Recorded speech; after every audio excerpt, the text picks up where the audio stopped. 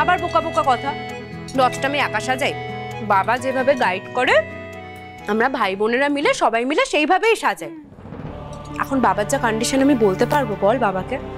আর তার মধ্যে ভাইয়েরও মন মেজাজ ঠিক নেই, আর বড়দার ভাইয়া তো মানে ওদেরকে কিছু বলাই যাবে না, ওদের কোনো ইন্টারেস্ট নেই কোনো কিছুতে। আমি এত চিন্তা মাথায় নিতে পারছি না রে বোন।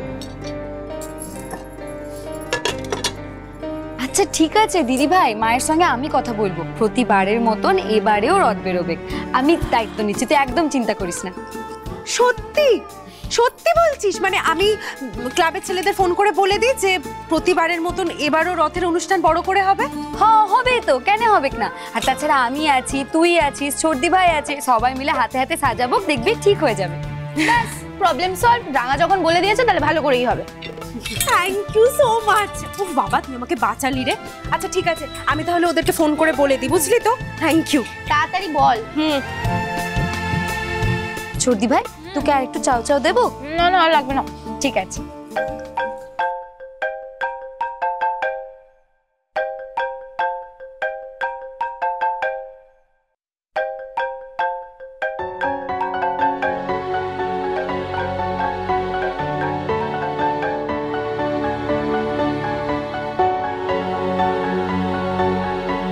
অত ভাবার কি আছে, ধরে নাও সতীশবাবু তোমায় ফোন করছেন, আবার কোনো মিশনে যাবে, তাই তো?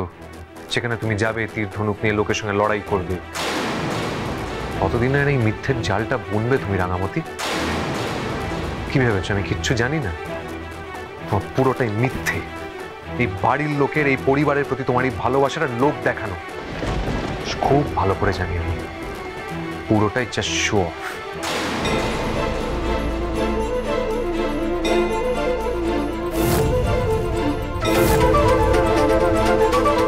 ছোটদা ভাই, তুই রাঙাকে এসব আজে বাজে কি কথা বলছিস? তুই জানিস না রাঙা ওর তীর ধনুক ভেঙে ফেলে দিয়েছে? রাঙা মামিকে বলেছে যে ও আর তীর ধনুক কোনোদিনও চালাবে না। আহ ছোটদি ভাই, তুই না বড় বক বক করিস। তোর না খিদে পেয়েছিল, জাগি খেয়ে নে, যা।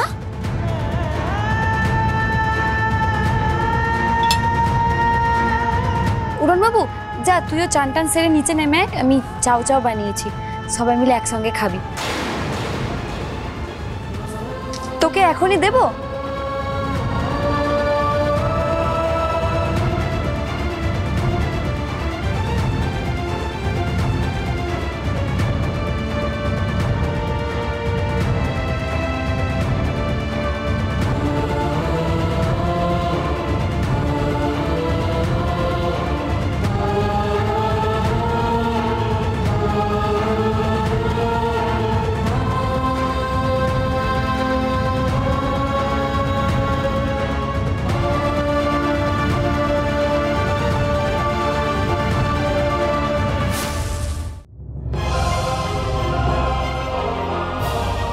তুই জানিস না রাঙা ওর তীর ধনুক ভেঙে ফেলে দিয়েছে?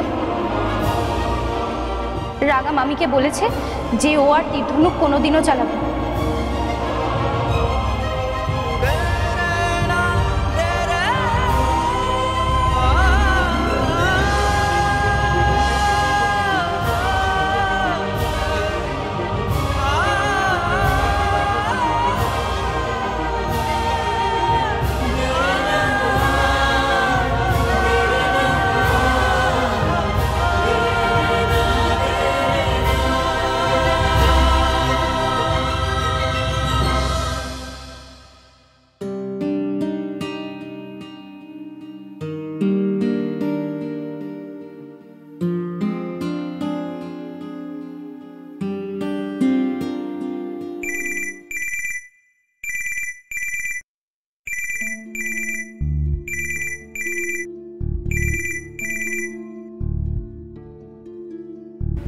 হ্যাঁ আঙ্কেল বলুন।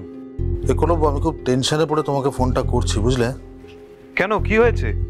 দেখো আহিরির কথাটা তো চারদিকে যেভাবে ছড়িয়ে পড়েছে, আমার যেটা মনে হচ্ছে, এত ভালো কাজ করতো মেয়েটা, মানে বুঝতেই পারছো ওর কাজের জায়গাটা, যে সমস্ত কোম্পানি থেকে তো ওকে অলরেডি ব্ল্যাকলিস্টেড করে দিয়েছে। দেখো যদি সুস্থ হয়ে আবার কাজেও ফেরে, মানে কেবিন ক্রুর কাজ তো আর জীবনে কোনোদিন কোনো কোম্পানিতে পাবে না। ওই কোম্পানির এক্সপিরিয়েন্স সার্টিফিকেটটাও ইভেন ও কোনো কাজে লাগাতে পারবে না, লাগবে না ওর কোনো কাজে।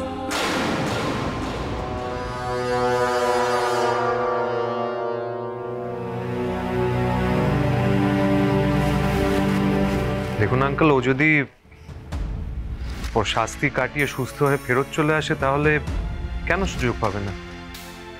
আর তাছাড়া আমি ওকে দেখে এলাম, ওর অবস্থা খুব একটা ভালো না।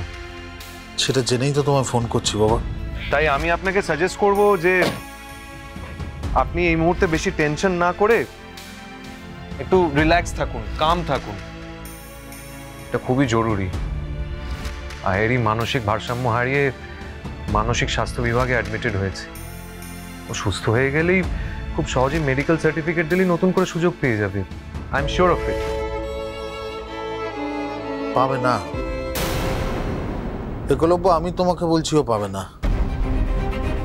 দেখো শাস্তি কাটিয়ে কবে ফিরবে বা তখন ওর মানসিক অবস্থা এক্স্যাক্টলি কি থাকবে সেটা আজকে দাঁড়িয়ে আমরা কেউ বলতে পারছি না, আমাদের পক্ষে বলা সম্ভব নয়। আমার মেয়ে তোমাকে ভালোবেসে, শুধুমাত্র তোমাকে ভালোবেসে নিজের জীবনটা শেষ করে দিল। বাবা হিসেবে এটা মানতে পারছি না, বিশ্বাস করো।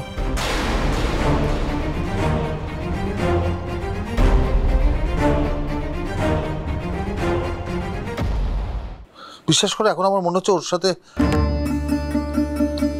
তোমার সাথে যদি ওর সম্পর্কটা না হতো তাহলে ভালো হতো। ইভেন তোমার সাথে যখন রাঙামতির বিয়ে হয় তারপরও আমি কেন ওকে বাধা দিলাম না, কেন আমি ওকে জোর করলাম না যে তোমার সাথে যাতে সম্পর্কটা না রাখে।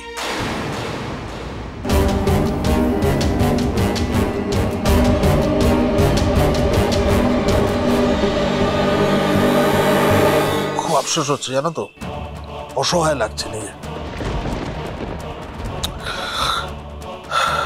দেখো আমি যদি ওকে আটকাতে পারতাম তাহলে এই করুণ পরিস্থিতিটা ওর কিন্তু আর হতো না। আর ওর এগেনস্টে তোমার ওয়াইফ ওর এগেনস্টে যে চার্জগুলো এনেছে সেগুলো খুব সিরিয়াস। দেখো একলব্য, এই চার্জগুলো থেকে আমার মেয়েটাকে বাঁচতে গেলে একটাই রাস্তা আছে। রাঙামতি যদি ওর এগেনস্টে যে চার্জগুলো এনেছে সেগুলো নিজে উইথড্র করে তবেই। অবশ্যই তার সঙ্গে ওর ফিজিক্যাল সার্টিফিকেট দিতে হবে, যে ফিট সেটা দেখাতে হবে। এখন আইরির ভবিষ্যৎ রাঙামতির হাতে। আঙ্কেল দেখুন, রাঙামতি আহিরির বিরুদ্ধে আনা চার্জেসগুলো সরিয়ে নেবে কিনা আমি জানি না, তবে আমি তো ওকে আজকে দেখতে গিয়েছিলাম, ওর অবস্থা সত্যি ভালো নয়। ও কেমন যেন একটা ঘোরের মধ্যে আছে। আর সত্যি আপনি ঠিক কথাই বলেছেন, আমি দোষী, আমি পুরো সিচুয়েশনটার জন্যই দায়ী। আহিরি কি চেয়েছিল জীবনে? আহিরি আমাকে ভালোবেসেছিল, আমার সঙ্গে একটা জীবন কাটাতে চেয়েছিল, এই স্বপ্নটাই তো দেখেছিল। মাঝপথে রাঙামতির সঙ্গে বিয়ে হয়ে সবটাই যেন এলোমেলো হয়ে গেল।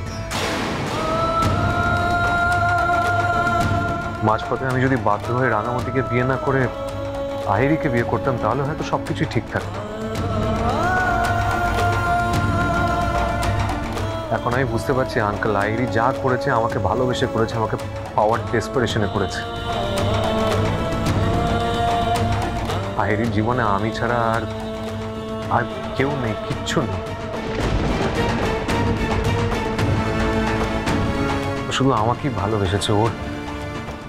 ওর জীবনটা নষ্ট হওয়ার জন্য আমিই দায়ী।